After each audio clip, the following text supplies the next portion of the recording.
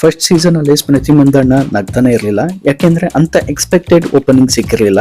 ಆದ್ರೆ ಈ ಸೀಸನ್ ಅಲ್ಲಿ ತುಂಬಾ ಸಕ್ಕತ್ತಾಗಿ ಸ್ಮೈಲ್ ಮಾಡ್ತಾ ಇದ್ದಾರೆ, ತುಂಬಾ ಕ್ಯೂಟ್ ಅನ್ಸುತ್ತೆ. ಯಾಕಂದ್ರೆ ಅದಕ್ಕೆ ಕಾರಣ back to back 2 match win ಆಗಿದ್ದಾರೆ.